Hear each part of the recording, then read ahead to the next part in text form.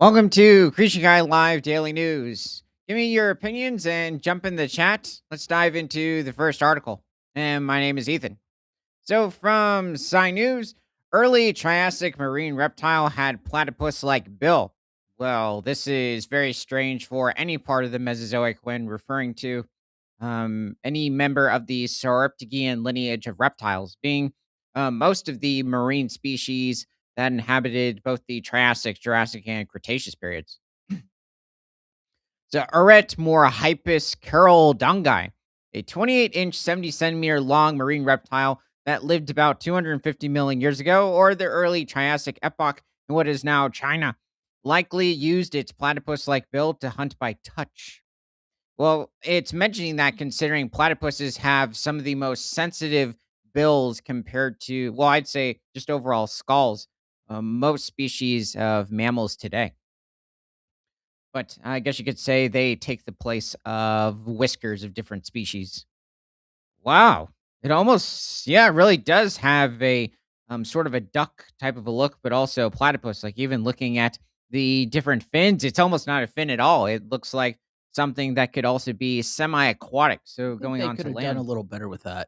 Yeah, it's it's a bit of a quick sort of a sketch. But, it's still quite strange. I mean, compared to most species of any species of ichthyosaur, any species of pliosaur or long-necked plesiosaur during the Mesozoic. So Eretmorhypus carldungi was previously known only from partial fossils without a head, said University of California Davis professor Ryosuke Motenai. This is a very strange animal. When I started thinking about the biology, I was really puzzled. And I wonder specifically what the bones would have looked like to give it this type of a look. I mean, obviously, it's very different from the different species of duckbill dinosaurs, which do have their own distinct sort of a build of the skull, giving it that term, duckbill, but it's very different. They have a very reinforced beak towards the front of their snout. And usually, with many species, the beak will point downwards when referring to at least the upper jaw. I'm kind of wondering if this creature, like the platypus, was just feeding on different species of crustaceans. So, Professor Motanai and colleagues analyzed two nearly complete specimens of Eretmorhypus carldungi from Wunan County, China. The two fossils showed the reptile's skull had bones that would have supported a bill of cartilage. That does seem to make sense. Like the modern platypus, Ornithorhynchus anantinus, there is a large hole in the bones in the middle of the bill. In the platypus, the bill is filled with receptors that allow it to hunt by touch in muddy streams. So this is likely what we also see with different species of dinosaurs, such as the Spinosaurs or Spinosaurus aegypticus itself, where it would have had all of these very sensitive receptors along the snout to detect nearby swimming fish. They might have also occasionally have hunted different species of crustaceans or even shellfish. There just doesn't seem to be any evidence for Spinosaurus hunting those types of mollusks or crustaceans. Well, let's take a look at this odd creature. This that is interesting. Well, okay, now looking at the front of the skull. Gosh, though. It's a tiny skull. Well, I'm wondering still how they were able to come up with that specific theory of it having a platypus-like bill. I mean, obviously, it's very different from the different species of pliosaurs. If we're referring to marine reptiles that had larger skulls compared to their body size, but this actually is quite small. You could almost compare it to certain species of plesiosaurs. But what's even more astonishing is that this is taking place before any species of dinosaur as well. Most of the marine or later Sauroptegan species of marine reptiles. Now, technically, at this point, they were already evolving, but it was they were few in species. It won't be probably another 15 million years before we have different species of dinosaurs on land, and even then, they're going to be very small, like first members of the Saurischian lineage. Very large, feet compared to its body size, and I will say, yeah, they are very platypus-like. They're also very whale-like. You can see almost like this animal having a sixth finger in one instance, but it probably has mainly five. That's what it looks like. Well, on the forefeet, at least, the hind foot seems to be sticking to five fingers. It is a very complete skeleton. I am wondering, though, if they're guessing on the hind feet and not so much the front feet. Though I'm wondering, did they find a specimen where the skull was flat or oh, okay, they're basing probably that off of the top skull.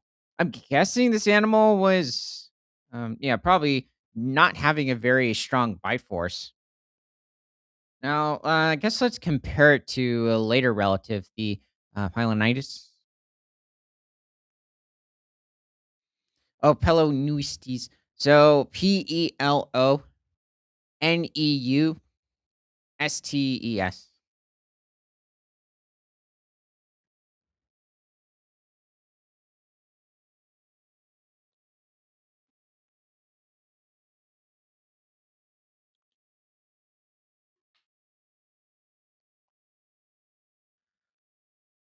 Okay, he's got a lot of issues, especially when looking at the dorsal, not the dorsal fin.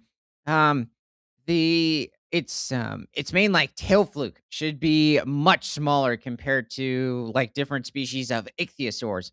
This was a distant relative of the ichthyosauridae lineage of marine reptiles, but it's still quite far off. This is actually a member of Pliosauroideae from England around 180 million years ago. So, well, you could have had certain individuals probably roaming as late as like 168 to 170 million years ago during the mid Jurassic. Wow. Okay, this is a very complete skull of this specific species, the Peloneustes, and it's a smaller species of pliosaur, probably not reaching much more than 14 to 18 feet in length, or pushing between 4.3 to maybe around 5.2 meters.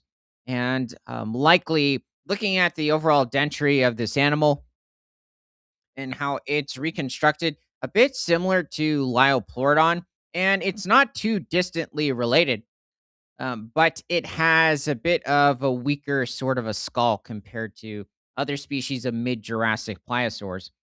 Oh, okay. So yeah, it actually might be like further back, pushing 180 million years ago, if this is it. Considering this is a time when different species of plesiosaurs would have likely have hunted smaller pliosaurs, different species of other long-necked plesiosaurs, and also have hunted the different species of ichthyosaurs in the ocean, most of the species of fish. It's also at a time when earlier in the plesiosaur's evolution, they had much larger skulls compared to their necks. Later on in plesiosaur evolution, they would virtually completely lose that trait and be stuck with having much smaller skulls and specifically evolved to hunt different species of shelled ammonites, different species of smaller fish, in many cases, probably wouldn't even the hunt the hatchlings of different species of marine reptiles. Maybe occasionally, like catch a diving pterosaur, but that might be it. They had very weak jaws, but at this point, they were one of the top predators of the ocean. So this was a bit before the pliosaurs would become the rulers of the late Jurassic and Cretaceous seas. Even the mid Jurassic, they had quite some power, but not at this point. Okay, John Doe's in the chat, live from New York. It's it's me. Hope everyone is doing well. Oh, welcome back, Theropod. Yeah, this is a very strange creature that's just popped up from the Triassic period. And yeah, this pliosaur, besides these plesiosaurs, also it's a really far stretch to make it out like long-necked plesiosaurs were also cooperating when hunting, like different species of predatory dinosaurs on land, which likely, even though there's not a lot of evidence, but different species of raptors or the dromaeosaurs, definitely different species of allosaurs and tyrannosaurs, but in the ocean, it's really hard to tell. It certainly is possible, especially if they're hunting larger games such as the Peloneustes. And then later on into the Cretaceous, well as even the late Jurassic. If they're cooperating at all, it would just be to hunt smaller fish. But you can have it where shoals of fish are quite a challenge for different species of nimble marine predators to take on, like even species of pinnipeds. So the family of marine mammals today that includes every species of seal can have trouble obtaining certain fish from different shoals because of how alert and agile the fish are in the water. Well, okay, I know they're fully aquatic, but it's just they That really was funny. y- yeah, they're great at simply maneuvering from predators. So in the early Triassic, the area was covered by a shallow sea, about a meter deep or 3.3 feet, even a carbonate platform extending for hundreds of miles. I also find it interesting it's coming in from China. I'd really expect this type of a discovery maybe to occur in certain parts of like even Europe due to like the different marine deposits that we have from the Triassic and Jurassic periods. However, when looking at Asia, you have actually a wide variety of marine deposits during the Triassic, including marine reptiles. Utterly random guy says, "Interesting." Oh, well, welcome aboard, fellow Allosaurus. And let's see, the fossils of Aretmorphorpus Carodongi were found at what were deeper holes or lagoons in the platform. There are no fossils to show what the ancient reptile ate, but it likely fed on shrimp, worms, and other small invertebrates. Okay, so the worms that it's referring to are not like today's many species of earthworms on land. These are likely worms that have been around, I'm guessing, because I have not taken a deep dive into this large group of marine animals, but these are worms that have been around since possibly the not the Carboniferous period, the Cambrian period over 515 million years ago, and are very, um, you can almost compare it to like the worms in the movie Tremors, except not having the, first of all, the size or the exaggerated teeth, but um, they do come out of the sand and try to inhale microorganisms. Hmm. Yeah, I'm actually, I'm gonna need to see what specific large family or even order of animals that belongs to. Other small invertebrates. Its long, bony body means that Eretmoripus carodongi was probably a poor swimmer. Huh. Wouldn't survive in the modern world, but it didn't have any rivals at the time. I don't know. 250 million years ago, you did have still a wide range of different marine predators. Maybe what it's referring to is that many of the species that we have found at this point are rather, um, I wouldn't say that they had the ability to take on larger organisms, but I have trouble looking at an ecosystem with this many types of larger species and there not being a carnivore suited for taking them down. Um, Wait a second.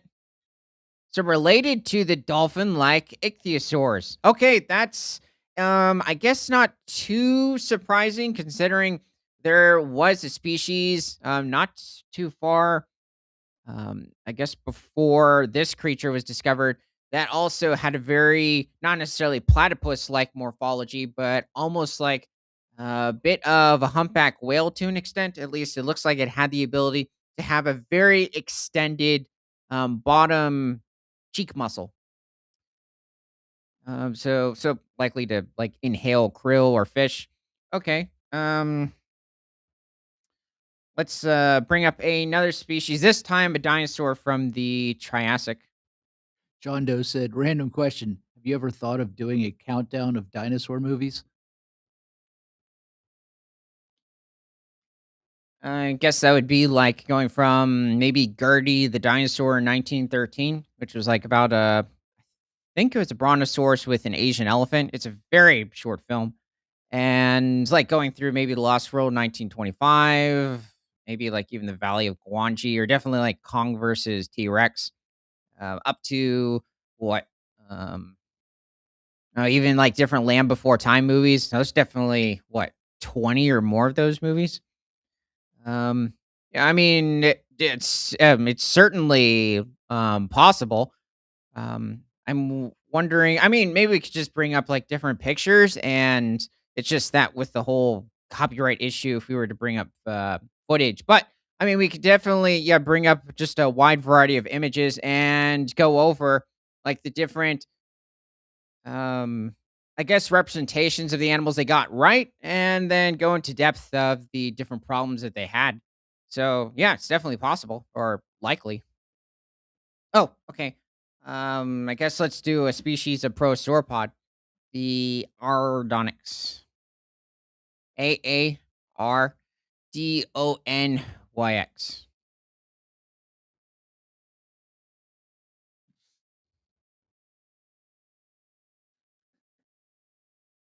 There you go.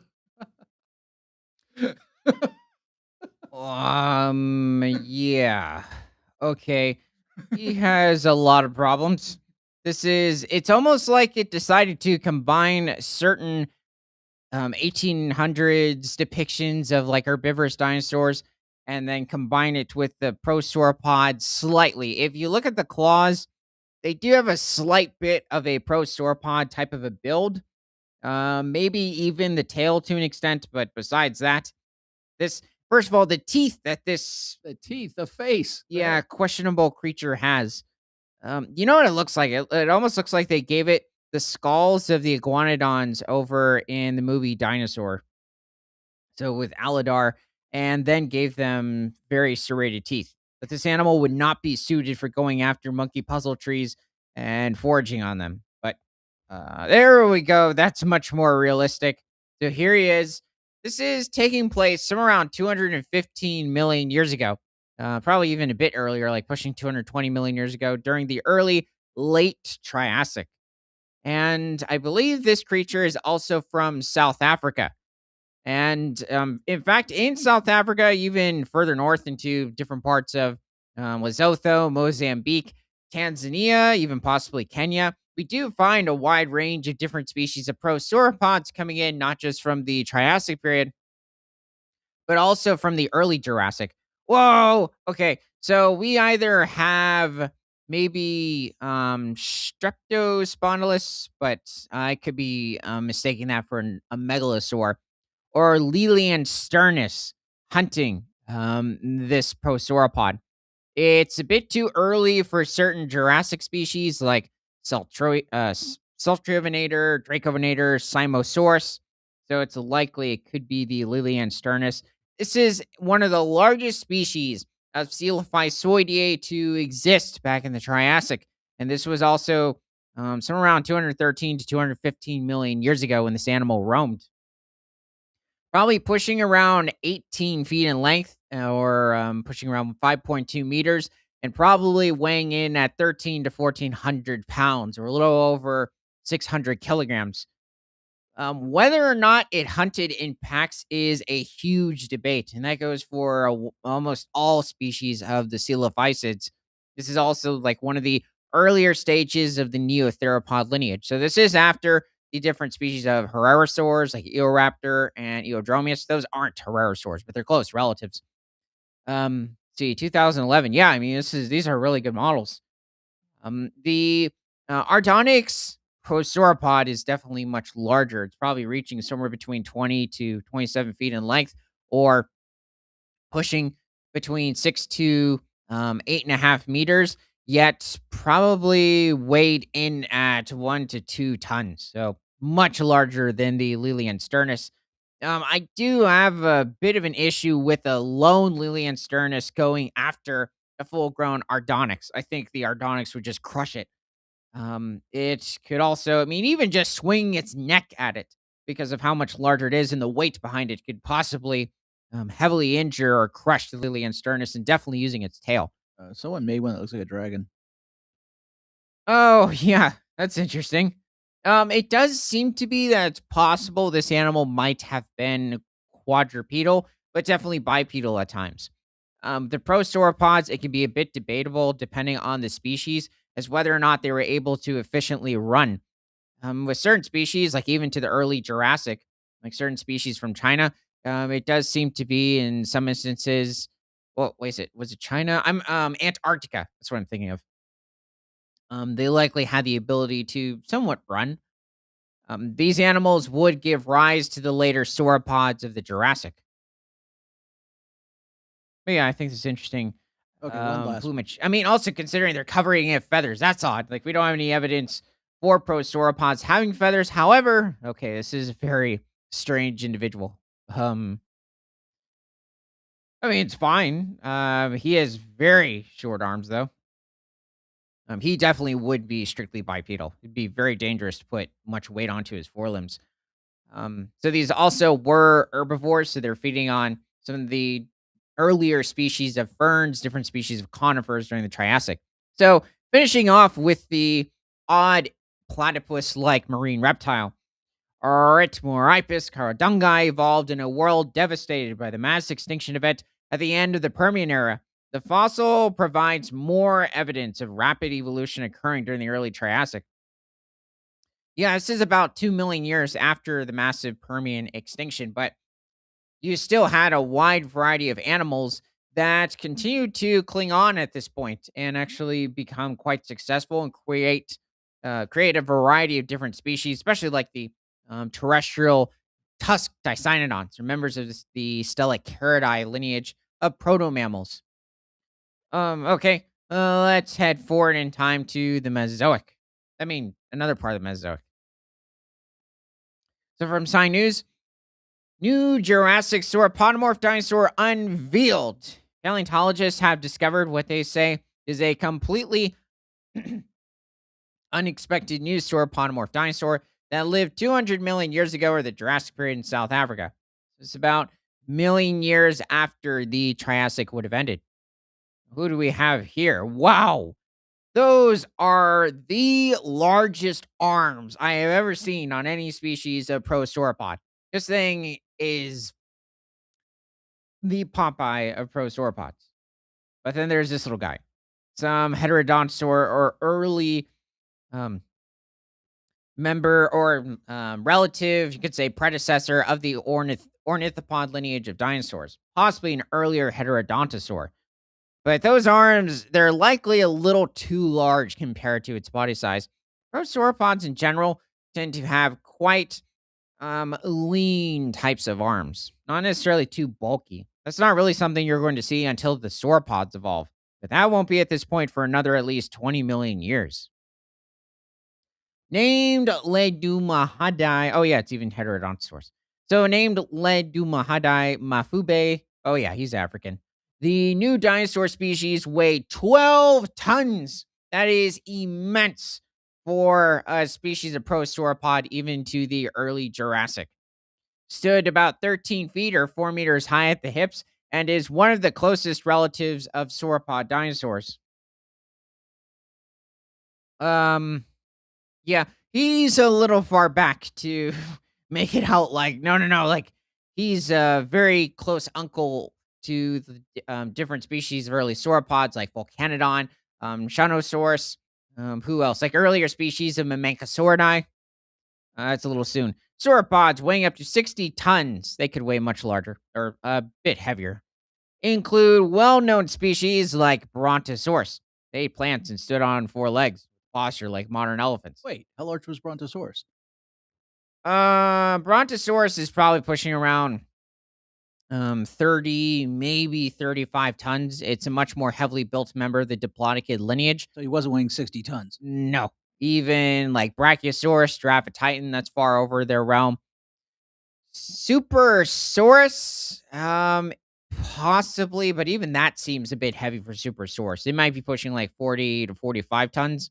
Trying to think of a species of sauropod that would weigh um, or would reach that realm. It's too large for like late Cretaceous species such as, well, okay, there's actually a wide range of late Cretaceous species that weighed more than 60 tons, but that's an interesting number.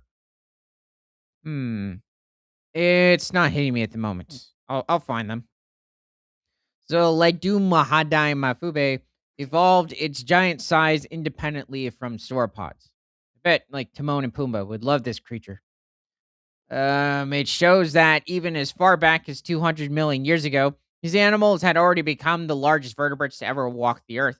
Well, it's actually kind of late for this large of a species, I guess, to be seen as immense for its time. But then again, I could be a bit off, and I'm thinking of the Argentinian species of prosauropod. Maybe we could bring him up. The Lufengosaurus, said Professor Jonah Twenrar, a researcher in the Evolutionary Studies Institute at the University of the Witwatersrand. I was just finishing the sentence, but okay. Lufengos.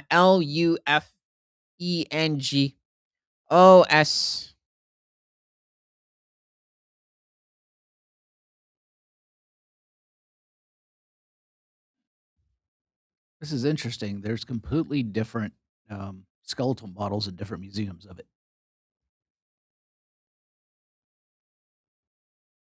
I guess for South America, Lufengosaurus might be, at least within the paleo community, a bit more known, or it's been more commonly found in different fossil basins. Huh. Wonder where this is, like somewhere in Japan or Korea. But Lufengosaurus could reach, and this was also somewhere around 211 million years ago back in Argentina. Yeah, I'm guessing.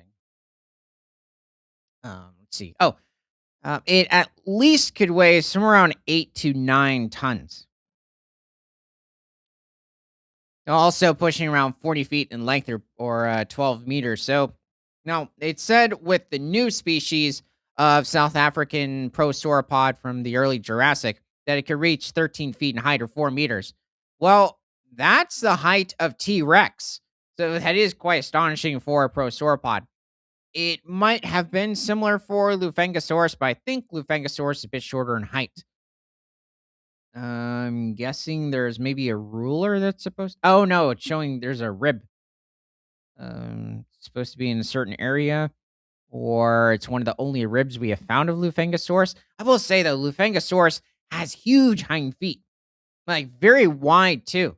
I'm wondering if he was consistently living in different like swamp or marsh areas, and the wide feet would help splay its weight out. Like with what you see in different species of late Cretaceous ankylosaurs and definitely ceratopsians like Triceratops, for instance, but even like different species such as Pentaceratops. Or if you're looking at the ankylosaurs, like Ankylosaurus, Euoplocephalus, even Nodosaurs, but Nodosaurs, unless you're looking at species like Denversaurus, that creature actually has quite wide feet. Oh yeah, this is a good representation. He's very bulky in this instance. I guess, well, maybe it's not too surprising like what we're seeing in that picture of the South African prosauropod, but even he has very wide arms compared to his body size. Very long and thick tail too. I think he's just one of those funny prosauropods. Whoa, well that was a change. I guess this is further back into like the 1980s. It's not a bad representation of a prosauropod, at least for back then. You could possibly find much earlier depictions very similar to this, like back in the 1950s or 40s of prosauropods. Yeah, I'm looking. It doesn't have the date on it. I actually found it. It is interesting why this lineage of saurischians, also the lineage of dinosaurs that would include the theropods. Well, it says 2018, but it also says just uploaded. Yeah, yeah, it's probably I'm guessing a few decades old, but well, you could have certain representations like maybe reaching a century, but that might be a bit far with certain prosauropods. It is interesting how this lineage went from having quite dexterous fingers or hands in general for grappling branches, and then transitioned into, well, having very limited motion of those feet, and they turn into hooves when looking at them or at the foot structure in different species of sauropods. This is probably supposed to represent the um, Plateosaurus and the Coelophysis at the end of the first episode of Walking with Dinosaurs, because it has like that a very similar build to those models, which I think are very iconic. They're a bit off for at least the Plateosaurus, but I think it's mentioning that it could have been Lufengosaurus or like if Coelophysis or one of the close relatives of Coelophysis down in South America were come into contact with them, that would have been a possible site in certain river ecosystems. I tried to see if I get this clearer. I can't. Think he's supposed to be injured? Like maybe some Lilian Sternus got a hold of him? It's not a bad representation. I think it's definitely much thinner compared to some other reconstructions we've seen. But these were also mainly herbivores, so they're just feeding on different types of plants. Yeah, we've seen them before. This is a very long-necked theropod. It almost looks like some member of maybe the Allosaur lineage, but he also has like megalosaur traits really on his skull. But too long of a neck for, well, that's not true. There were certain species of theropod dinosaurs like the therizinosaurs with quite long necks. But referring to species or even alvarsaurs, but all other lineages of theropods had shorter necks compared to their body size. You could say that maybe um no, that's not true. Even the coelophysids had longer necks. Earlier species of neotheropods, like after the coelophysids. Who else? The Spinosaurs, to an extent, you could say, might have a slightly longer neck compared to their body size, and when comparing it to like other allosaurs or megalosaurs. He's a funny one. These animals could also not chew their food, so they're simply stripping off certain ferns and swallowing them whole. And would also go over to riverbeds to swallow small stones, like their later descendants, the sauropods, to help grind the food in their stomach. Many giant dinosaurs walked on four legs, but had ancestors that walked on two legs, said Professor Roger Benson, a scientist in the Department of Earth Sciences at the University of Oxford and the Evolutionary Studies Institute at the University of Witwatersrand. Um, I saw wastelands when I saw that. yeah, maybe it's Rand. But if you're looking at most of the dinosaurs in general, technically they all had bipedal ancestors, especially if you go back to Euparkeria. But Euparkeria is like a mix of both bipedal and quadrupedal, like even certain later true species of dinosaurs. But there were also just a wide range of different earlier archosaurs or even saurischians that would have been bipedal. I'd say the quadrupeds were a little rarer. Oh, wait a second. Oh, I think I was just being repetitive because that's what's said. I think I flip flopped the statement. Yeah, I'd say quadrupeds not too common.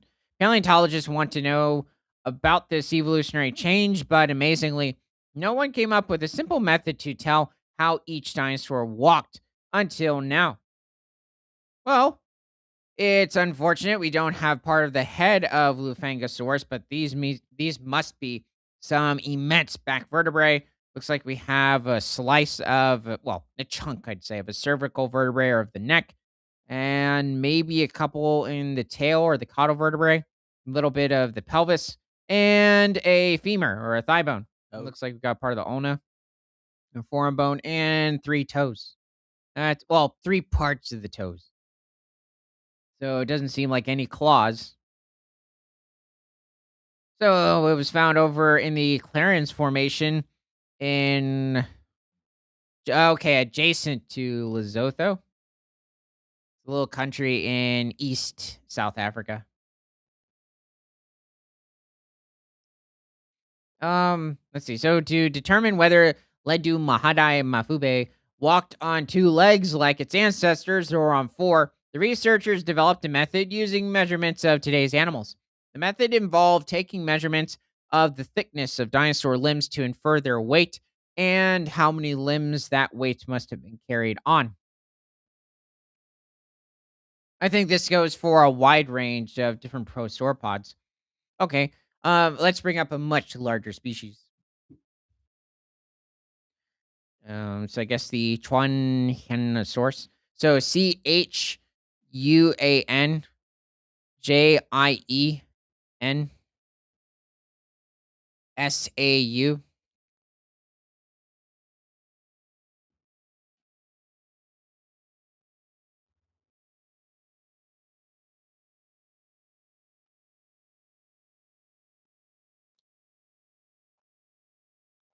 okay. This looks like a toy.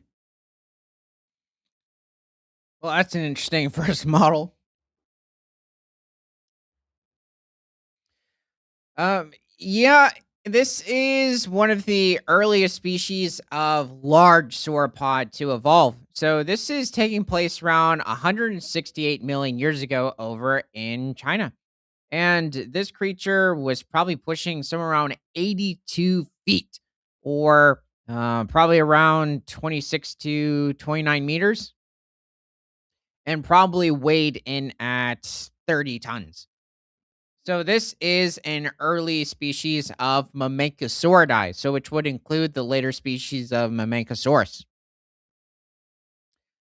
So what is it? So the Chuanhiasaurus was likely feeding on different species of conifers in the different parts of China that inhabited. So the different types of open woodlands. It probably also came across different floodplains, and it would probably have to deal with certain species of theropod dinosaurs, like the Yangtzuanosaurus, which was a predator from the Middle Jurassic of China.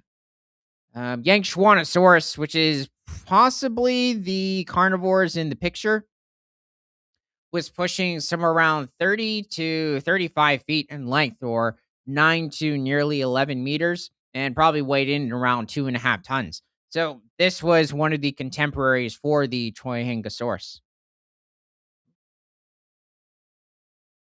Huh.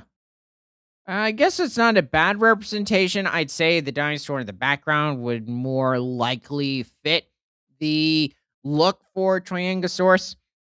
This seems to be some mix of like Diplodocid and Brachiosaur in the front.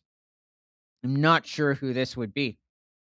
It's also showing pterosaurs that probably have not evolved yet at this point, even though we did have certain larger species of pterosaurs occurring towards the late Jurassic, like from Switzerland.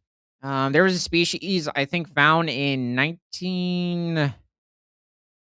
possibly 1995. It's either 1995 or 1985, and it seems to have a wingspan of over 16 feet, which is huge for the Jurassic, or pushing somewhere around 4.8 meters.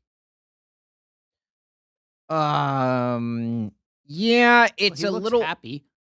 Yeah, what I would say is that if you made this neck erect, also okay, there's actually quite a few quite a few issues here. If you were to make it Brachiosaurus, because it has this skull that would probably fit Brachiosaurus's look, and it doesn't have that enhanced sort of a projection that Giraffatitan has.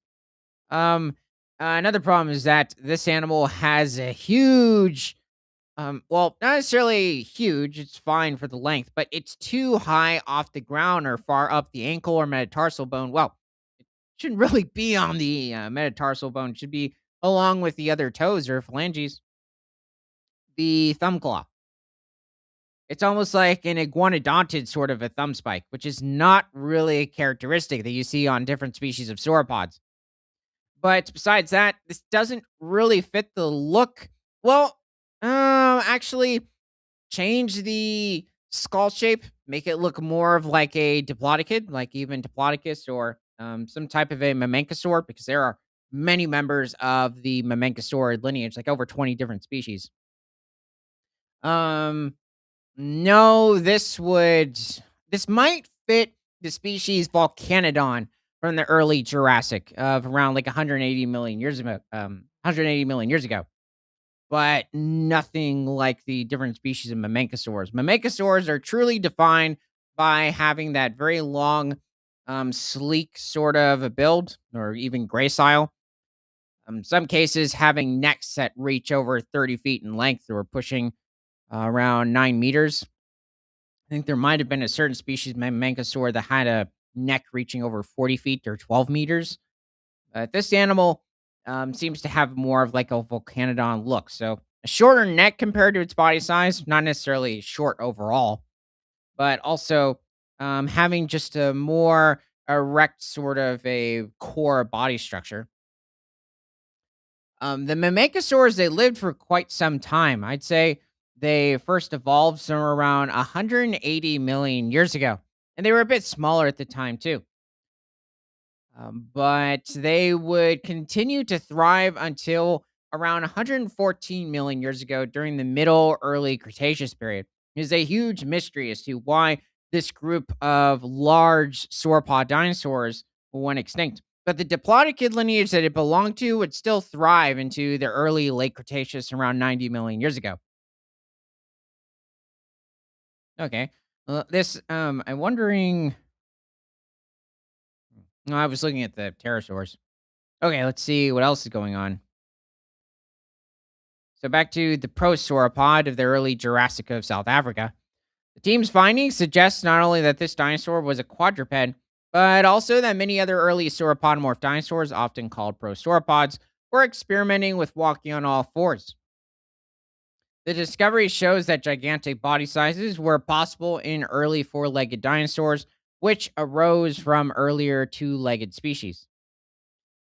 Well, it's like what we were seeing with Lufangosaurus around 10 to 12 million years beforehand. We already had large sizes, like pushing around 8 tons. However, the early quadrupeds lacked the columnar elephant-like limb postures of later sauropod species such as Brontosaurus. Yeah, I think even with Lufangosaurus, it's likely that it would have been mostly bipedal, which is still impressive considering that being one of the largest species of dinosaurs to have evolved, but it was still hunted by different types of terrestrial crocodilomorphs. The evolution of sauropods isn't quite as straightforward as we once thought. Okay, let's bring up the Halphosaurus.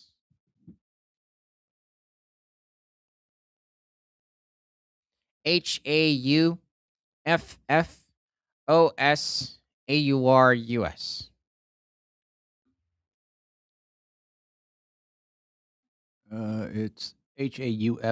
Hauffios. Oh, Halphiosaurus.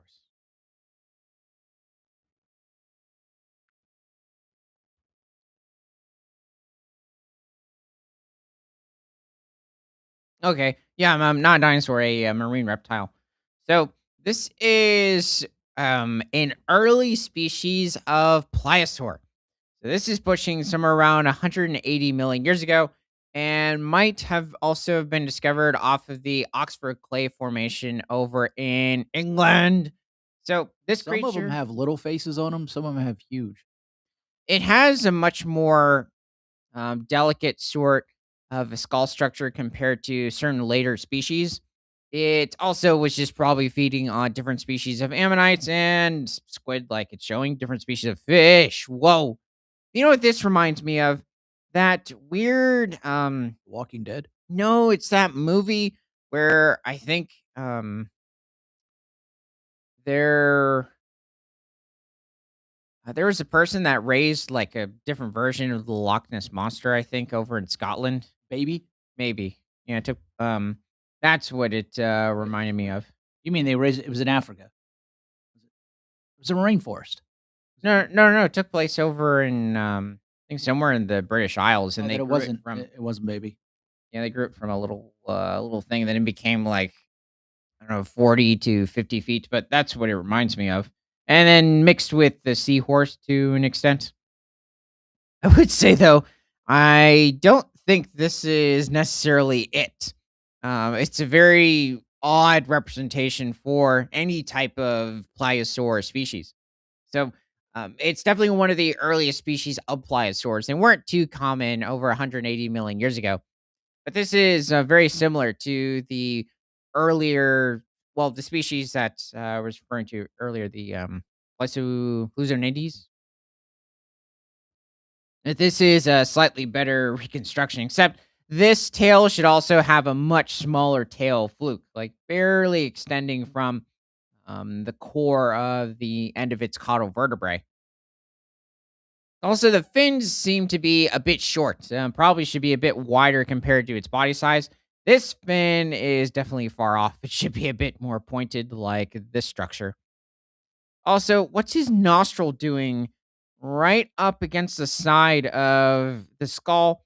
And well, specifically towards the back, right in front of the eyes. This is unlike any species of pliosaur. Should be much further towards the front. There might have been certain species where it was a little more than halfway, but that's still quite odd. Wasn't very large, I'd say It was probably reaching somewhere around maybe 12 to 15 feet in length. They're pushing around 4.5 meters. Okay, this instance might have been mixing it up with one of the later pliosaurs, but it was definitely one of the longer necked species, considering not all of them had very long skulls compared to their body size. But it's a very good preservation. I mean, it is quite interesting from the Jurassic, also in different fossil formations from England, but especially the Oxford Clay Formation, and a bit later in time, the Kimmeridge Clay Formation. A wide variety of different species of well preserved plesiosaurs come from here that have also been discovered since the 1820s. Different species, pliosaurs, the other lineages of Sauroptegians, especially the um, what else? Not the Nothosaurs. There's another group. Um, gosh, what is it? I could be just mixing it up with like different cryptoclydid plesiosaurs. Okay, let's head back to the article. So the evolution of sauropods isn't as quite straightforward as what we once thought. In fact, it appears that sauropodomorphs evolved four-legged postures at least twice before they gained the ability to walk with upright limbs. Huh, that's interesting. I wonder what they're referring to here, like back in the middle Triassic, like around 230 million years ago, which undoubtedly helped make them so successful in an evolutionary sense. More broadly, the findings show that millions of years before Tyrannosaurus or Velociraptor came on the scene in the northern hemisphere, there was a thriving dinosaur ecosystem here in South Africa at the bottom of the world. Well, I mean, I don't think that's necessarily too much of a shock. I mean, even when it comes to other regions of the Earth who are over in Pangea during the Triassic, even North America, South America, Europe, Asia, Antarctica, Australia, maybe a little less so, but it was definitely occurring there as well. Everywhere had different species of prosauropods and theropods occurring, even like towards the Arctic. Now, that's not a continent, but I was just referring to like more northern Europe, Asia, North America, featuring 12-ton giants like Ledumahadi Mafube, tiny carnivores like Megapnosaurus, the earliest mammals, some of the earliest turtles, and many, many others. That's funny. Africa, and particularly South Africa, is known for its big game. I think we should be just as famous for a big game of the early Mesozoic 200 million years ago. Well, they also started to, they would shortly massively increase in size. I would say South Africa, though, later on into the Cretaceous period, seems to be quite devoid of different species of dinosaurs, as well as even East Africa, but you would still have them occur in different parts of Madagascar, which is geographically part of the African continent. Um, okay, well, this was really interesting to see with this just a large species of early Jurassic prosauropod. Let's head forward into the Cenozoic era. So, from apnews.com, giraffes given a new home in Uganda to escape oil drilling in the country's largest park. Hmm. Um, I don't know why, but I find that kind of funny, but it probably does make sense. So, rangers in Uganda's largest national park are on a mission to translocate 12 endangered Nubian giraffes. Rangers? Did I say reindeers? Yeah, I think you say reindeers. Oh, yeah. Yeah, we got a lot of people here, but maybe it's a full. Blitzen, Donner.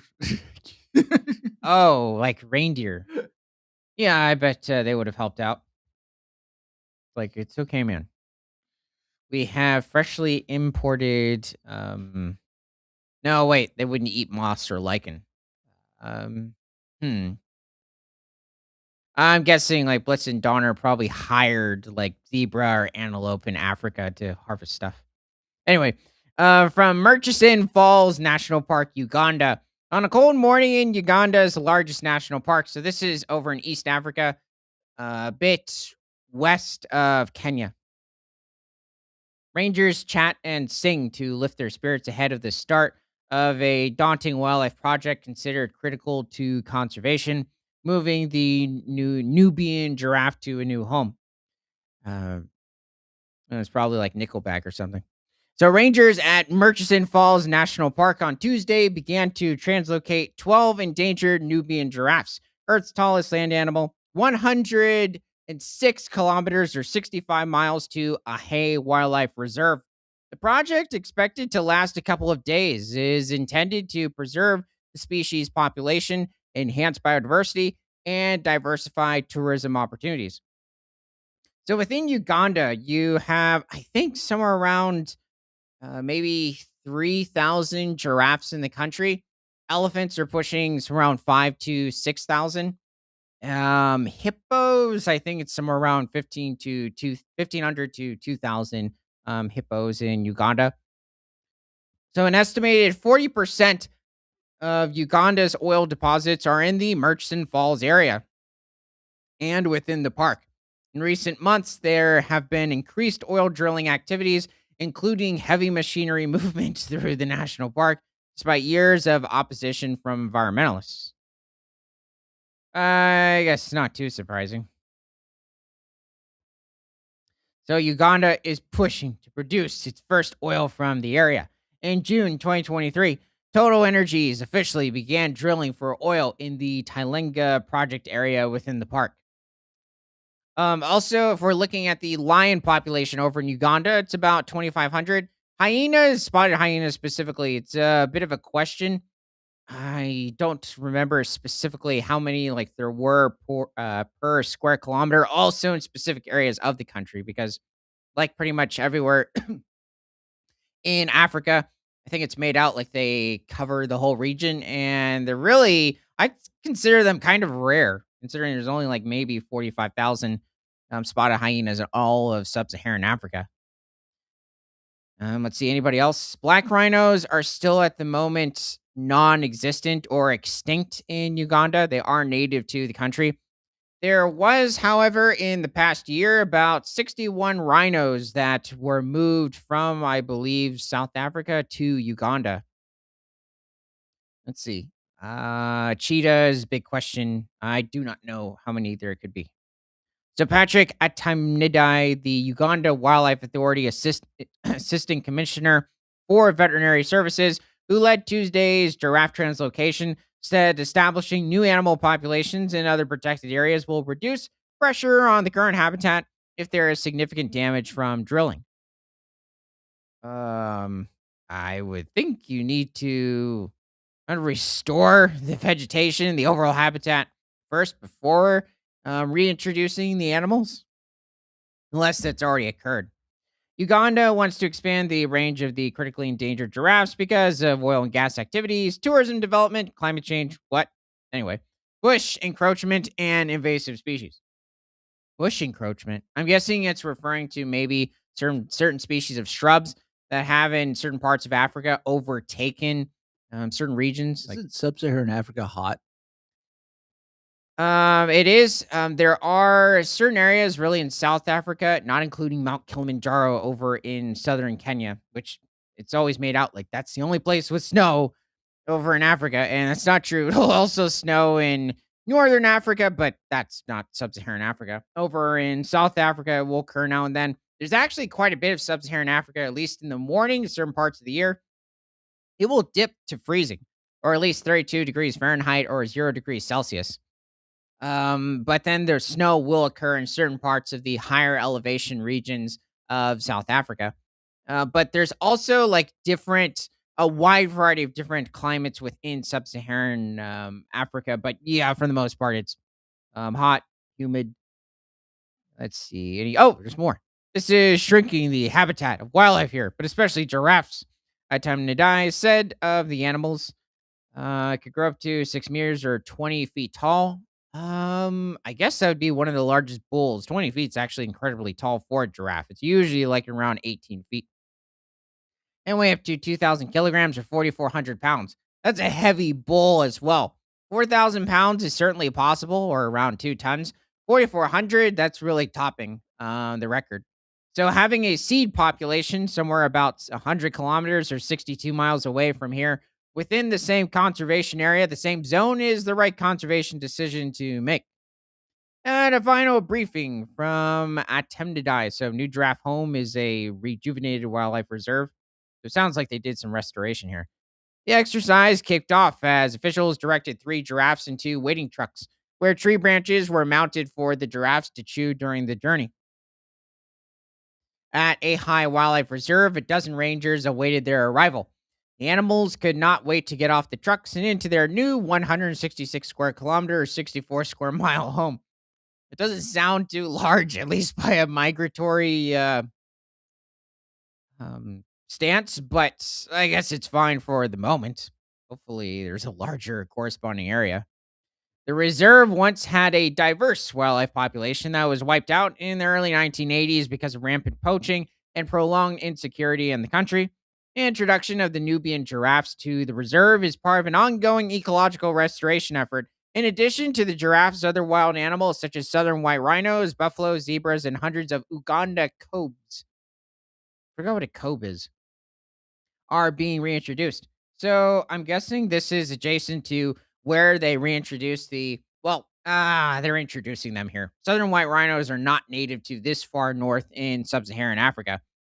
Where's Um, where's it at? Let's say it's Uganda Kobe. oh, right here. Yeah, It's a Cobb's. cobs. Don't know what a cob is. Guessing it's a type of antelope. But yeah, southern white rhinos are not native to anywhere north of Zambia or Zimbabwe, Namibia, parts of Mozambique. Black rhinos you can find historically throughout much of sub-Saharan Africa, like all the way to I think as far west, northwest is different parts of um, Chad, maybe even northern Nigeria. At least not within like the Sahara Desert region. Oh, the Cobes or the Cobs, these guys. Okay. Yeah, these are, I think, somewhat docile species of antelope. I think they might reach some around 200 to 250 pounds or a little over 100 kilograms. So occasionally they are, yeah, they probably get a bit larger. I think sometimes they're seen in different marshes. I could be thinking of the Leshwe antelope, however.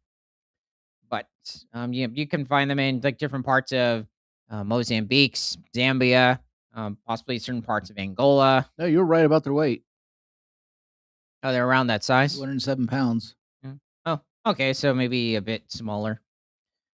Yeah, it is interesting. I mean, you do have it where I guess like many species, I'd say most antelopes, the females do have much shorter horns compared to the males. However, if you're looking at like wildebeest, which are essentially a species of antelope, the females still have quite large horns compared to their body size. 140 pounds for the female. Yeah, interesting. I really thought maybe the males were a bit larger. I could be thinking of the leshwe, which is another, mostly like a semi-aquatic species of antelope. Okay, let's see what else is going on. Mm, Is there a lot? So the animals are now doing very well and are multiplying. Many are now pregnant. They are spreading all over the reserve, both inside the electric fence and outside the electric fence, said Wilson Katemegwa, the High Wildlife Reserve senior warden in charge. Wildlife authorities are optimistic that High, established in 1937. Wow. I didn't realize Uganda had protected areas back in the 1930s. I mean, Kenya, Tanzania did, but this is a bit shocking. Will serve as a new home for their work to increase Uganda's wild animal population, despite pressures from human activity and nature that threaten their conservation. Part of the reserve is being fenced, and the number of rangers has increased to protect the animals from poachers. Area communities, which receive a share of the tourism revenues, have been educated about the importance of conservation. Okay. Anything else with the animals? Okay, so when the giraffe translocation is complete, members of the communities will be invited to the reserve to see the animals. Okay, so as the giraffes walked off the trucks, Moses Ayodai, could not hide his excitement about having the animals. What? Okay. Okay. Anything else? Is there a video? Hmm?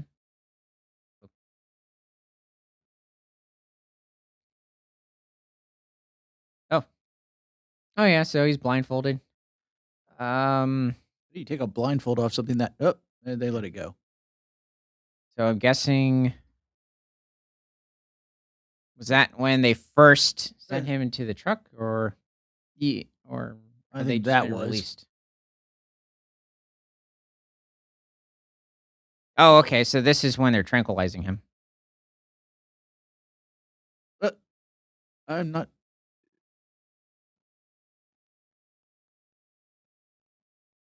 Guessing it's maybe a young male. He definitely didn't seem full grown. I guess that was it. Didn't seem too happy either. Yeah, he's probably just looking for some acacias.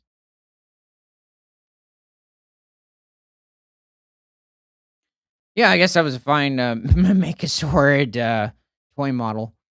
Okay, well, we're going to.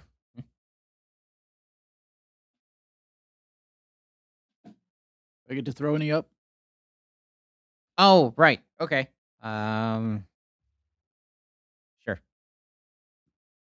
I mean, okay, we're going to throw up some more current animals articles.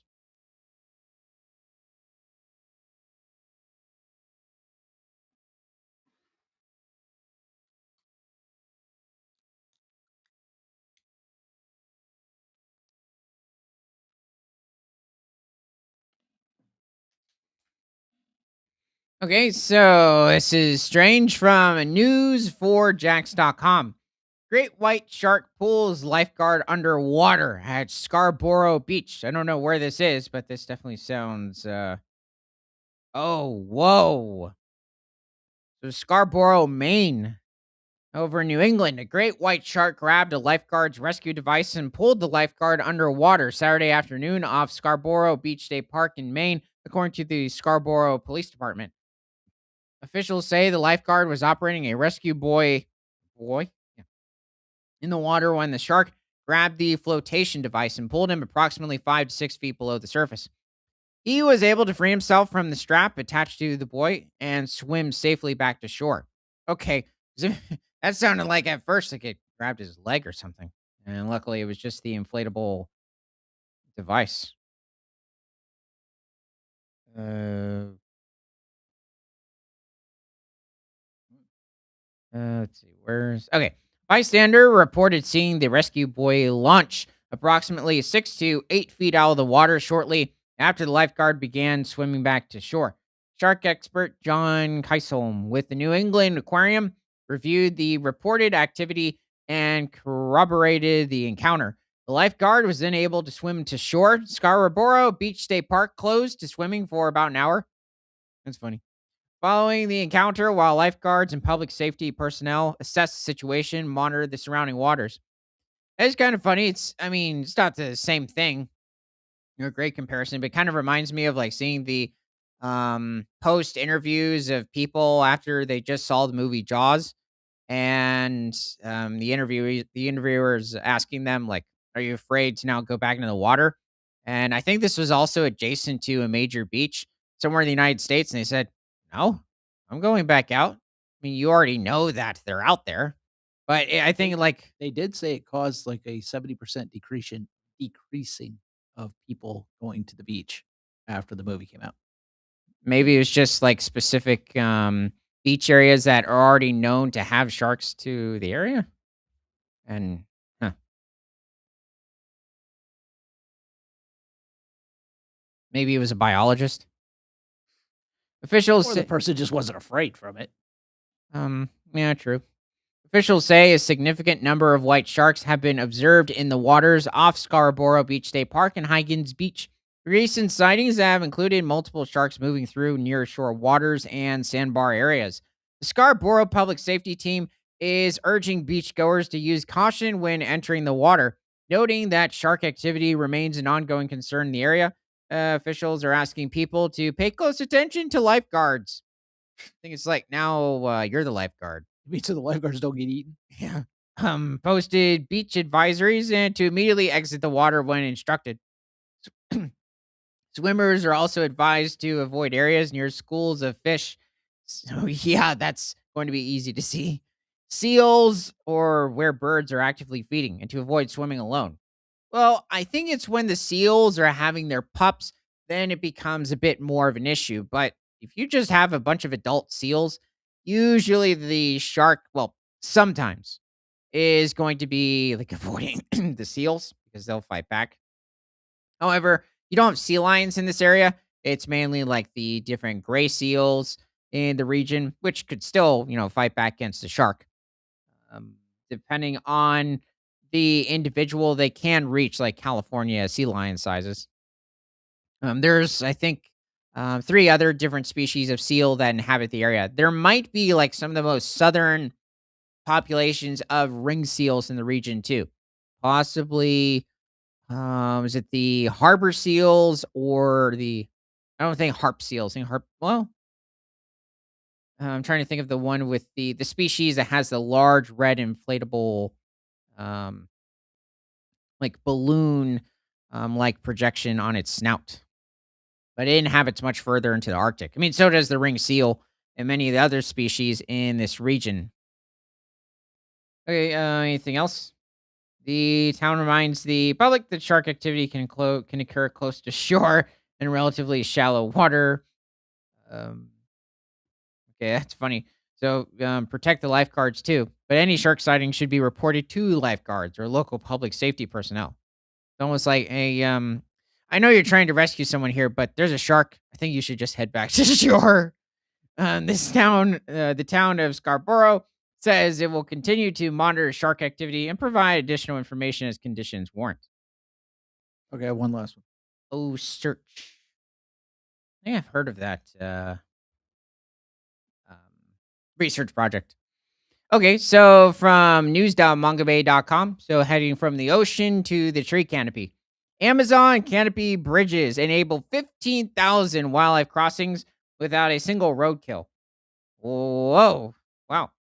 I think Uh, that's also the founder of Mongabay, right? Iris Butler.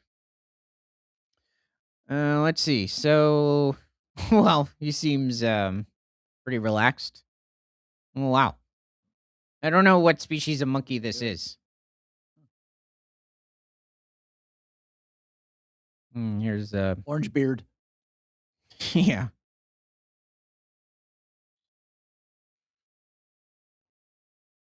So roads through Brazil's forest divide primate habitat and sometimes force animals that normally remain in the canopy onto the ground. Researchers in the Amazon are testing rope bridges that allow them to cross above traffic. I think road bridges have been built for many decades, but maybe they're a little more common nowadays. Not entirely sure. Now, are they saying that there's no roadkill because they're not falling off the bridge? Well, yeah, that too. I think usually when you hear about wildlife crossings, um, it tends to be like the major highway crossings that come to mind. And used to be, I think, these types of bridges, because even for people, and so the monkeys or even other animals would use the same crossings because it's like, well, why not? 8 bridges were installed in 2024 in Alta Floresta in northern Mato Grosso state. Reports contributor Susana Camargo for Mongabay. Camera traps recorded 15,000 crossings by arboreal animals over the next 15 months. So, arboreal meaning animals that live up higher in the tree canopy. No roadkill was reported at the monitored sites. 6 primate species use the structures, among them black-faced black spider monkeys, Atellus chamek, Schneider's marmosets, Schneideri, and the critically Alta Floresta taitai monkey, Plecturkebus grovesi. The bridges contain several layers of rope for species with different forms of movement. Some walk across them, while others swing by their arms or use their prehensile tails, or their tails are able to help hold their body weight and just move from branch to branch. But in this case, rope to rope. I've tried that. It didn't work. Yeah, it's a little short. Cameras record successful crossings as well as animals that approach and retreat The footage suggests that some species need time to become accustomed to the structures. I think that's funny. I mean, yeah, you could say some of these, really, I guess monkeys are not too used to the ropes, but I just thought they'd been here for a while. So the footage suggests, tufted capuchins. Okay, like the monkey in Night at the Museum. Took 7 months to use one of the bridges. Wow. That's a while. The work follows a project started in 2021 along the BR 174 highway, which passes through the Wamarai Atrori Indigenous Territory. Members of the Wamarai Atrori community helped select sites for 32 bridges. Cameras have recorded about 1,250 primate crossings there over the past 5 years, giving researchers information on which designs work best. Roads can also separate wildlife populations and reduce gene flow. This is a particular concern for species already confined to small areas. Fewer fruit eating primates may also mean less seed dispersal in nearby forests. Researchers estimate that nearly 9 million mammals die on Brazilian roads each year. I wonder how many of those are rats or invasive species. A bill awaiting a Senate vote would establish a national wildlife road safety plan covering aerial bridges, underpasses, warning signs, and speed controls. Brazil's Transport Infrastructure Department has adopted the Reconecta bridge design as its recommended highway standard. Hmm. More bridges are planned in Alta Floresta, other parts of Brazil, and Suriname. Pretty sure Suriname's an island, but okay. Although their value will depend on regular maintenance and continued monitoring. Oh, it's good to see that at least some individual primates are using the bridges. I wonder how long they'll hold up for. Okay. Okay, so we're gonna give everybody a minute to stick anything into the chat. I don't care. It can be like your favorite food.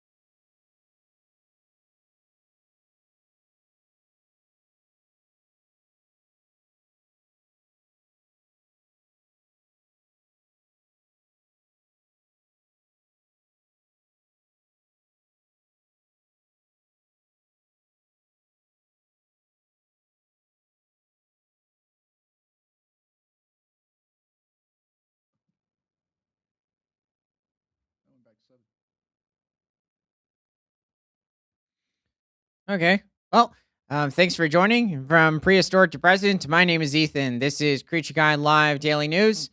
We are streaming on both Rumble, YouTube, and Kick. And remember that nothing is better than all animals all the time.